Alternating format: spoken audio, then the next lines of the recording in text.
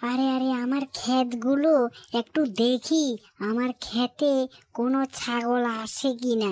এদিনকে তো আমার ক্ষেতে সব সবজিগুলো ছাগলে খেয়ে চলে গেল। এটা আমি কিছুতেই হতে দিতে পারি না। আমার ক্ষেত কিছুতেই আমার কোনো ছাগলকে আমি খেতে দিব না। কেন খেতে দিব না?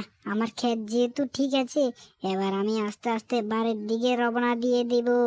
কিন্তু রাস্তায় তো উঠেছি, একটু রাস্তায় দাঁড়িয়ে দেখি আবার কোনো দিকের থেকে ছাগল আসছে কিনা।